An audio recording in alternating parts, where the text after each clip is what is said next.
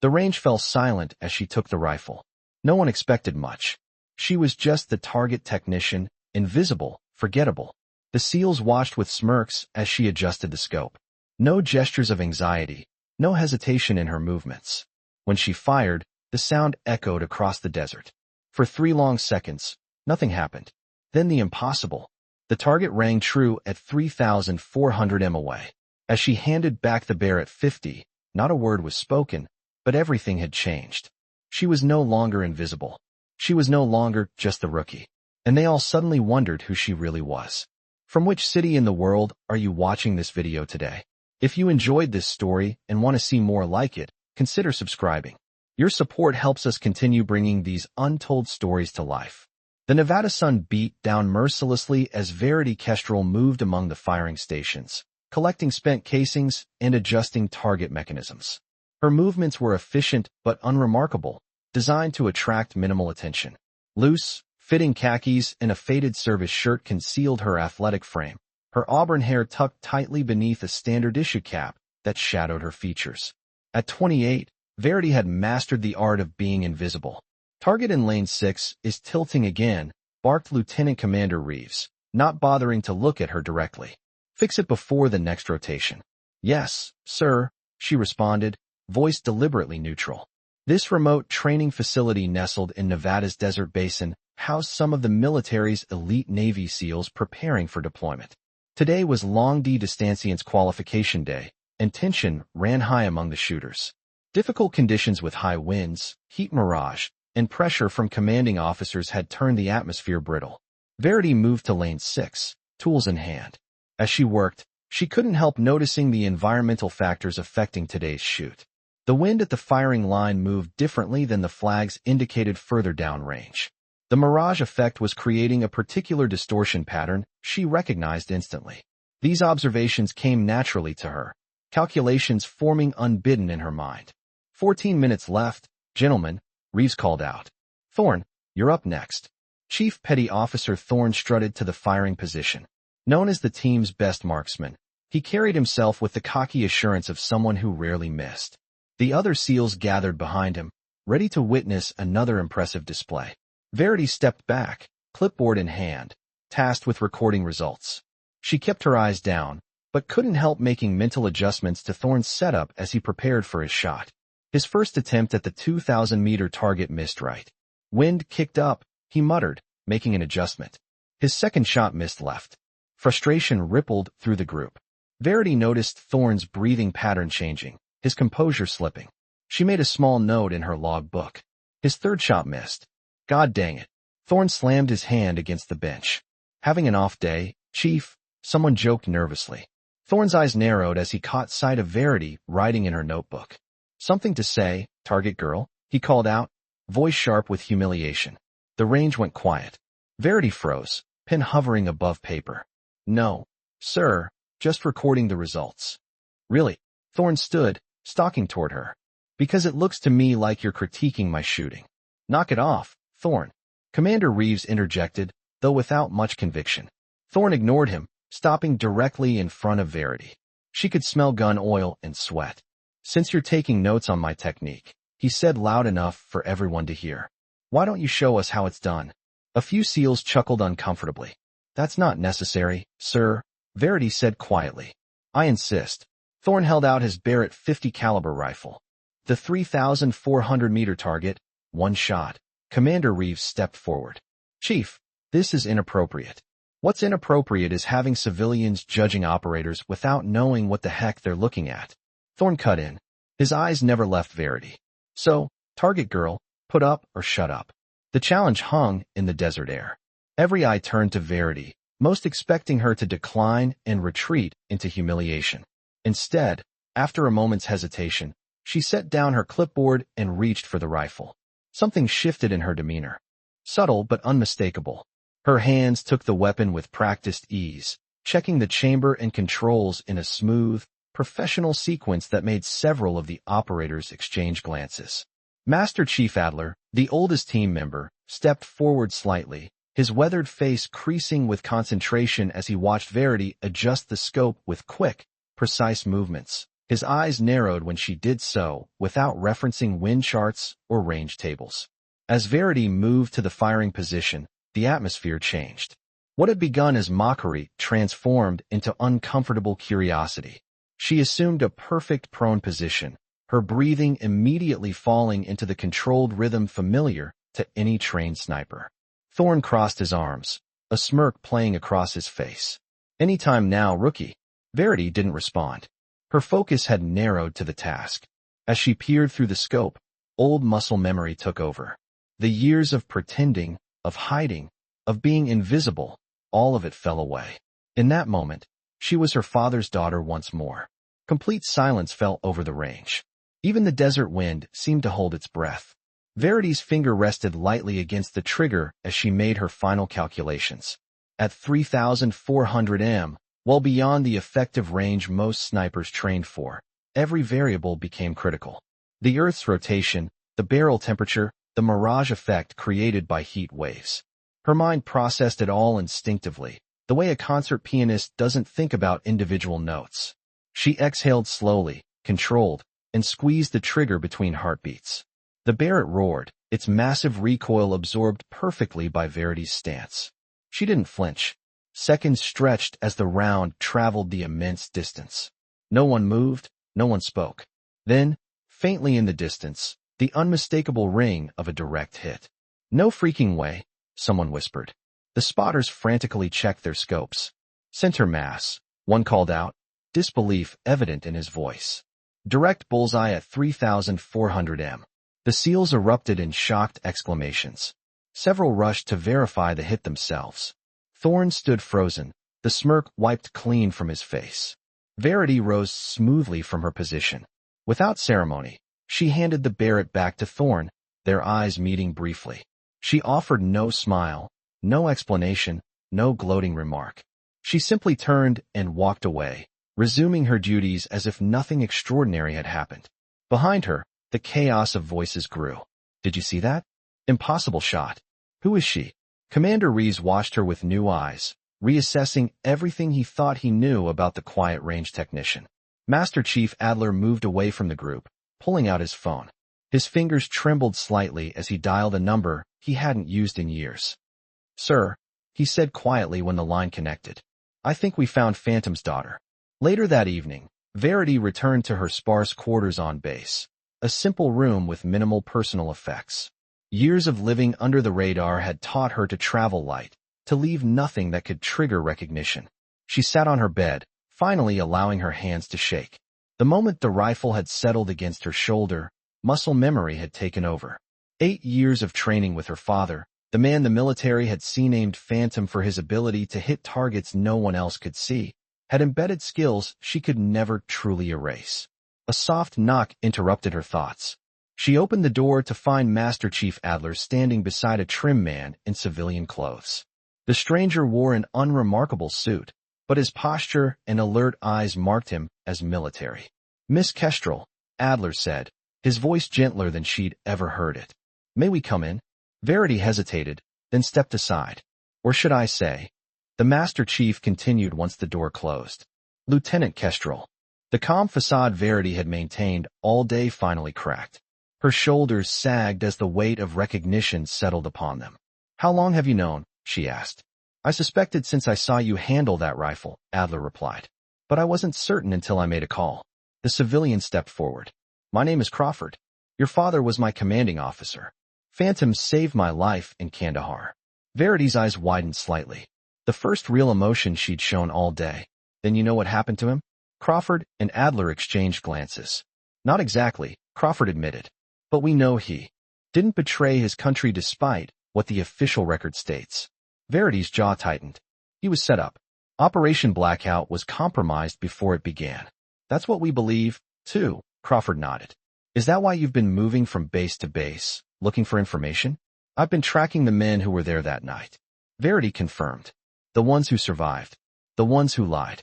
Master Chief Adler studied her with new understanding. "That shot today. No one's made that distance consistently since your father. He was the best," Verity said simply. "And he taught you everything he knew," Crawford added. It wasn't a question. Verity moved to her small closet, pulling out a weathered metal box from beneath a stack of uniforms. She unlocked it and removed a folded paper. This was the last thing he gave me before he disappeared. She handed it to Crawford. Coordinates, names, details about blackout that never made the official report. Crawford studied the paper, his expression grave. This changes everything. There's more, Verity said. But first, I need to know what happens now. You found me. What are you going to do about it? That depends, Crawford replied, on whether you're willing to finish what your father started. The morning sun cast long shadows across the range as Verity approached. This time she walked differently, spine straight, eyes forward, purpose in her stride. Gone was the deliberate invisibility she had cultivated for years. The SEAL team was already assembled, equipment laid out for the day's training. As she neared, conversations halted. All eyes turned toward her. She wore the same range technician uniform, but now a lieutenant's bars gleamed on her collar, her true rank restored overnight through Crawford's intervention. Thorne stepped forward first, his expression unreadable. For a moment, tension crackled between them. Then, slowly he extended his hand. "Lieutenant," he said, offering a respectful nod. Verity accepted the handshake. "Chief." Commander Reeves approached next, standing formally at attention. "Welcome to the team, Kestrel. Officially this time." "Thank you, sir," she replied. The formality broke as other team members gathered around, questions tumbling out. "Where did you learn to shoot like that? Are you really Phantom's daughter? Is it true you qualified expert at 16? Master Chief Adler quieted them with a raised hand. "Save it for later. We've got work to do." He led them to a briefing area where Crawford waited with several intelligence officers. Maps and satellite images covered the tables. A high-resolution photograph showed a compound nestled in mountainous terrain. 3 days ago, Crawford began. "We intercepted communications confirming the location of Anton Kovalev, the arms dealer responsible for supplying the terrorists who attacked the embassy in Carrick last month." Images appeared on the screen, surveillance photos, intelligence reports. His compound is heavily fortified, surrounded by mountains. The only approach would trigger sensors and alert his security team. Crawford pointed to a distant ridge line. "The only viable position for a sniper is here. 3,800 m from the target." A murmur ran through the team. 3,800 m. Beyond even the extraordinary shot Verity had made yesterday. "Impossible," someone muttered. "Not for everyone," Crawford replied, his eyes finding Verity's. Adler stepped forward carrying a long custom case. He placed it on the table before Verity. "This arrived by special courier this morning," he said quietly. Verity opened the case slowly. Inside lay a custom Macmillan TAC-338 sniper rifle, her father's weapon of choice. She ran her fingers along the familiar contours, throat tightening with emotion. A photograph had been tucked into the case's lining. Verity carefully removed it, a faded image of herself at 16, standing beside her father at their private range in Montana. On the back written in his distinctive script, "To Verity, the best shot I've ever seen." She closed her eyes briefly, composing herself. When she looked up, the entire team was watching her. "Kovalev isn't just an arms dealer," she said, her voice steady. "He was the contact who compromised Operation Blackout. He's the reason my father was labeled a traitor." "How do you know that?" Reeves asked. "Because my father left me a trail to follow," Verity replied. "Names, locations, evidence. I've spent 5 years piecing it together." Crawford nodded. "Lieutenant Kestrel has provided intelligence that changes our understanding of what happened that night. The mission isn't just about eliminating a threat. It's about clearing Phantom's name." 3,800 m, Thorne said, shaking his head. "Even with perfect conditions. I'll make the shot," Verity stated simply. Not boastful, not defensive, just fact. Master Chief Adler smiled for the first time. "I believe you will." The briefing continued for another hour, operational details flowing seamlessly as the team absorbed their roles. The mission would commence in 48 hours. For now, they would prepare. "Kestrel," Commander Reeves called as the briefing concluded. A moment. Verity approached him, standing at attention. "Sir, 5 years undercover, moving base to base collecting intelligence," he said quietly. "That takes more than skill. It takes determination. My father didn't betray his country, sir. I knew him, you know, not well, but we crossed paths." Reeves studied her face. "You have his eyes. Same intensity." He hesitated, then continued. The rumors after blackout were ugly. Few stood by him. I should have asked more questions. You weren't alone, sir. No, but that doesn't excuse it. He handed her a folder. These are the operational parameters for tomorrow's qualification shoot. I expect you to outperform everyone. Yes, sir. As she turned to leave, he added, Lieutenant, welcome back to the service.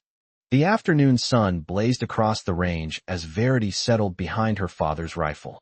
She had spent the morning reacquainting herself with its nuances, making minute adjustments to suit her preferences. Now, with the team watching from a distance, she prepared to demonstrate her capabilities.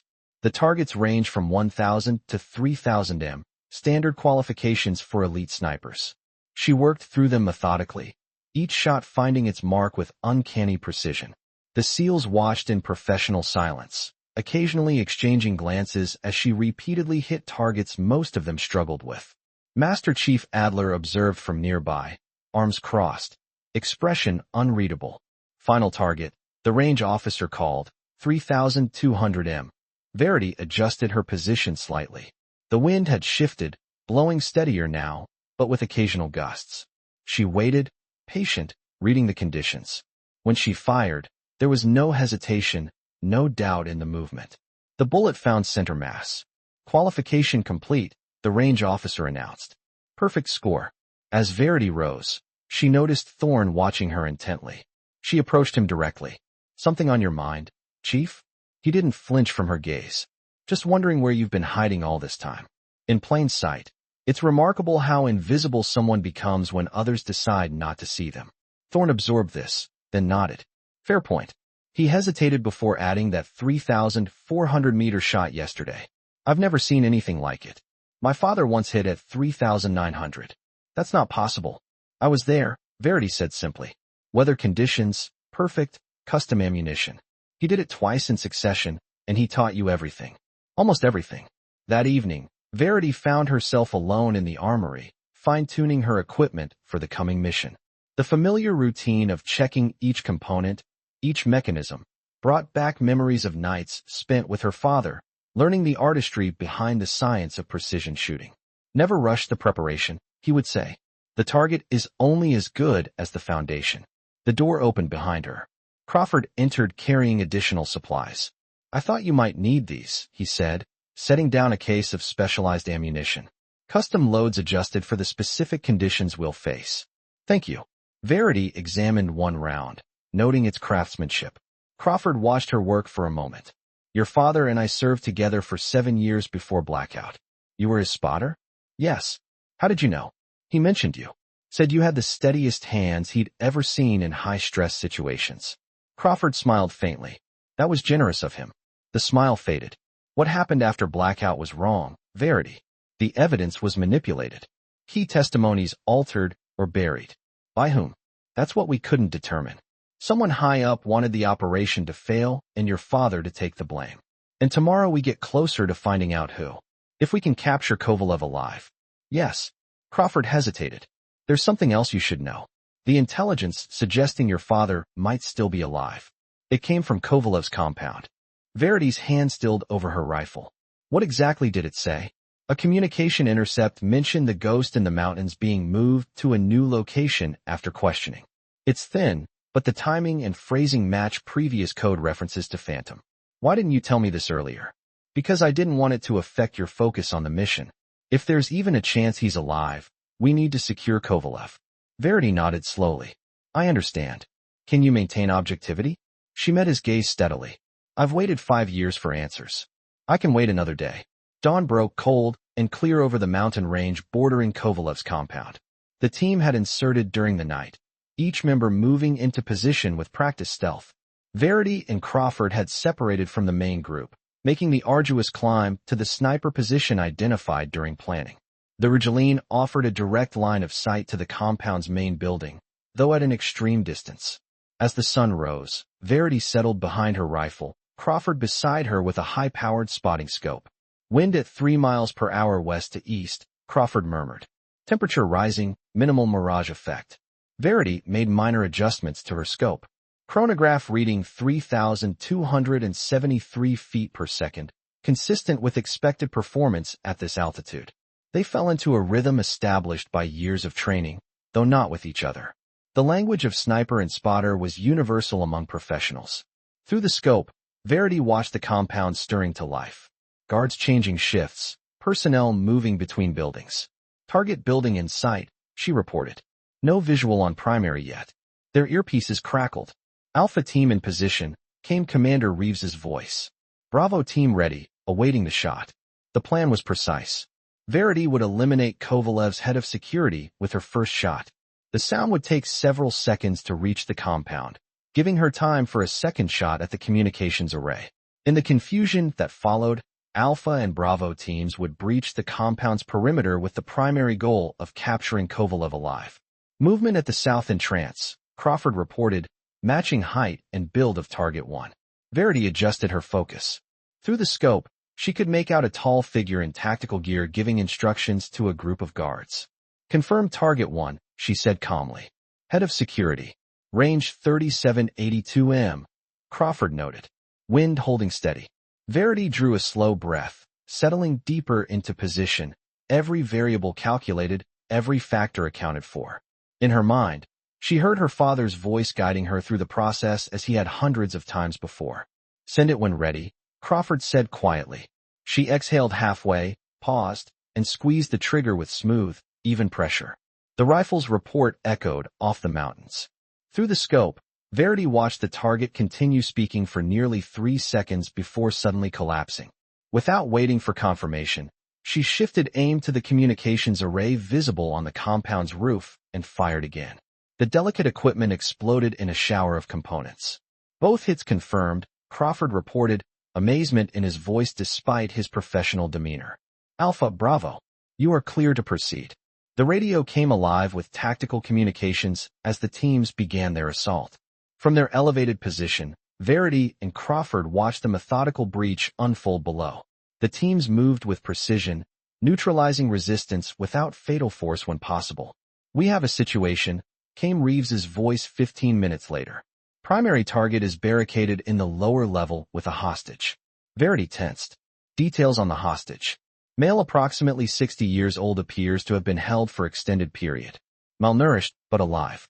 Crawford's eyes met Verity's, the unspoken question hanging between them. Can you get visual confirmation? Verity asked, keeping her voice steady. Negative. They're in a reinforced room with one small window. Angle is wrong from our position. Send the building schematics to our tablet, Crawford instructed. When the files arrived, he studied them intently. There's a ventilation shaft that runs above that room. It has a grate that would provide limited visibility from above. Can anyone access it? Verity asked. Too narrow for tactical gear, Reeves replied. We'd have to strip down, and even then it's tight. Verity made a decision. Hold position. I'm coming down. Crawford stared at her. Verity, that's not the plan. Plans change. She was already packing her equipment. If that hostage is my father, I need to know. And if Kovalev is using him as leverage, I might be the only one who can change the equation. The descent from the Rigeline was treacherous, but Verity moved with practiced efficiency. Crawford followed, his expression tight with concern. The sound of sporadic gunfire echoed through the valley as they approached the compound's perimeter. This is reckless, Crawford muttered as they neared the breach point. You would have done the same for my father, Verity replied without looking back. They reached the compound wall where Thorne waited to escort them inside. His tactical gear was splattered with dust and perspiration, but his eyes were alert. Situation? Verity asked. Standoff. Thorne replied. Kovalev's holed up in a reinforced room with the hostage. Says he'll kill him if we breach.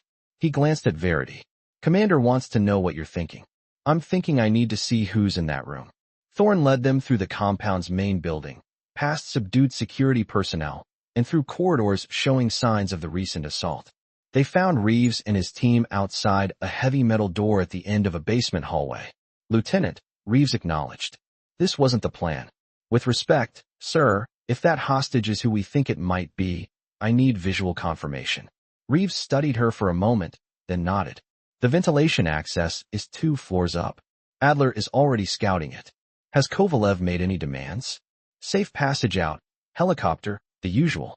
Reeves gestured to a tablet showing thermal imagery of the room beyond.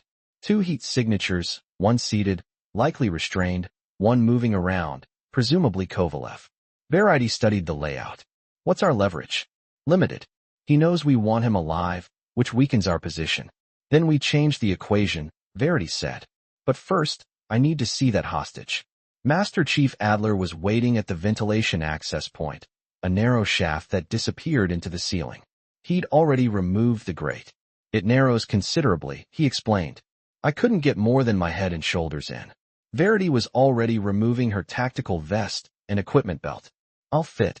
The shaft runs straight for about 15 feet, then turns right. The grate overlooking the secure room is another 10 feet from there. It's tight, but should be passable for someone your size. Verity nodded, handing her gear to Crawford. Give me 10 minutes. If you hear anything unusual, be ready to breach immediately. Crawford caught her arm. Verity, if it is your father in there. I know. I'll stay professional. She approached the shaft opening, gauging its dimensions. With Adler's help, she pulled herself up and into the narrow space. The metal was cool against her skin as she began to move forward, using her elbows and knees to propel herself inch by inch through the confined passage. The ventilation shaft was even tighter than described, forcing Verity to control her breathing to avoid feeling trapped. Dust and cobwebs suggested it hadn't been maintained in years. She moved slowly, careful to minimize any sounds that might alert Kovalev to her presence. At the turn, she paused to orient herself. The shaft narrowed further, but she pressed on, her body barely fitting through the restricted space. Finally, she saw light ahead, filtering through what must be the grate Adler had mentioned. She inched forward until she could see through the metal slats into the room below. The angle was awkward, providing only a partial view. A man stood with his back to her, holding what appeared to be a handgun. Beyond him, another figure sat slumped in a chair. Verity shifted position, trying to get a better view of the hostage. The movement caused the metal beneath her to sway slightly. The standing man immediately looked up, raising his weapon toward the sound. She froze, holding her breath. After a moment, he lowered the gun, apparently dismissing the noise. They won't risk coming in, the man said in accented English. His voice was calm, controlled. Not while I have you. The seated figure raised his head slightly, though gaunt and showing signs of long captivity. The profile was unmistakable. The same strong jawline Verity saw in her mirror every morning. The same eyes, though now sunken and weary. Her father alive. Verity forced herself to remain perfectly still, despite the surge of emotion threatening to overwhelm her. 5 years of searching, of doubt, of hope alternating with despair, all crystallizing in this moment of confirmation. She watched as he shifted in the chair, revealing hands bound behind him. They won't trade for me, her father said, his voice but steady. You've miscalculated, Anton. They want me alive, Kovalev replied. That gives me leverage. You betrayed Operation Blackout. You've supplied weapons to terrorists for years. They'll sacrifice me to take you down. Perhaps, but I think they'll negotiate when they learn what else I know about Blackout. About who really gave the orders. This was the confirmation Verity needed. Both of her father's innocence and of Kovalev's value as an intelligence source. She began carefully backing up through the shaft, moving as silently as possible until she reached the turn. From there, she increased her pace, eager to report what she'd learned. When she emerged from the ventilation shaft, Crawford, Adler, and Reeves were waiting anxiously. It's him, she said as Adler helped her down. My father, alive, but weakened. The relief on Crawford's face was palpable. And Kovalev? Reeves asked, armed, standing guard. He mentioned knowing who really gave the orders that compromised Blackout. Reeves nodded grimly. Then we need him alive and talking. I have an idea, Verity said, reaching for her gear. But I'll need my rifle. 20 minutes later, Verity was in position on the building's roof, her rifle assembled and ready. Crawford lay beside her, spotting scope trained on their target. Through a small skylight, they had visual access to a corner of the room below, though not enough to see either Kovalev or her father directly. The angle is tight, Crawford observed, and without direct line of sight. I don't need to see him, Verity replied, making final adjustments to her scope. I just need him to hear me. Reeves's voice came through her earpiece. Team is in position. Ready when you are, Lieutenant. Verity took a steadying breath. Initiating now. She squeezed the trigger, sending a round through the skylight. The bullet struck the wall exactly where she'd intended, missing Kovalev by mere inches, but creating a sharp impact that reverberated through the room. Immediately, Reeves's voice came through a loudspeaker set up outside the secure room's door. That shot missed you by exactly 3 in, Kovalev. The next one won't. You have 10 seconds to release your hostage. There was a moment of silence. Then Kovalev's voice tight with controlled fear. You're bluffing. You can't see me. Verity fired again. This time the bullet grazed the table near Kovalev's position, sending splinters flying. 5 seconds, Reeves continued. This is impossible, Kovalev shouted. There's no line of sight. Final warning. Verity adjusted her aim slightly, prepared to fire a third shot that would pass even closer to Kovalev without risking her father. But before she could squeeze the trigger, Kovalev's voice came through again. Edge of panic now evident. Stop. I'm releasing him. Through her earpiece, Verity heard the tactical team report movement at the door. Seconds later, the confirmation she'd been waiting for. Hostage is secure. Target in custody. She lowered her rifle slowly, emotions finally breaking through the professional facade she'd maintained. Crawford placed a hand on her shoulder. Let's go see your father, he said quietly. In the compound's medical area, Verity paused outside the treatment room where her father was being examined. 5 years of searching, of living under an assumed identity, of piecing together fragments of truth while everyone believed him a traitor. Now just a door separated them. She pushed it open. Colonel James Phantom Kestrel lay on a medical bed, and 4 in his arm and monitoring equipment, tracking his vital signs. Though thin and bearing the marks of prolonged captivity, his eyes were alert, intelligent. They widened when he saw her. Verity, he whispered, voice breaking. She moved to his side, taking his hand in hers. I found you. They told me what you did. The shot yesterday, the mission today. Pride shone through his exhaustion. My little bird still hitting impossible targets. I had a good teacher. Better than good from what I hear. His expression grew serious. You never gave up. I knew you weren't a traitor. Kovalev has already started talking, Crawford said from the doorway, naming names, including whoever set up Blackout to fail. Colonel Kestrel nodded weakly. There's a file hidden in our old cabin in Montana behind the loose stone in the fireplace. Everything I discovered before they captured me. We'll find it, Crawford assured him. For now, you need rest. Later, as Verity stood watching the medical evacuation helicopter prepare for departure, Thorne approached her. The SEAL's usual cockiness had been replaced by something more thoughtful. That second shot today, he said, shaking his head. No line of sight, just calculating the ricochet angle through a skylight. That's not possible. Verity smiled faintly. My father used to say, impossible is just a matter of perspective. I misjudged you from the first day. Most people did. That was the point. Thorne nodded slowly. Where will you go now? First, wherever they're taking my father. After that, wherever they need someone to hit an impossible target. As the sun set over the mountains, the helicopter lifted off with Colonel Kestrel secure inside. Verity watched it rise, feeling a weight lifting from her shoulders. The mission wasn't over. Not completely. There were still those responsible for the betrayal to bring to justice. But the most important part, proving her father's innocence and finding him alive, had been accomplished. Lieutenant, Commander Reeves called from across the landing zone. Port leaves in 30. We need your debrief before heading back to base. Yes, sir, she replied, turning away from the departing helicopter. As she walked toward the command tent, several of the SEALs nodded respectfully in her direction.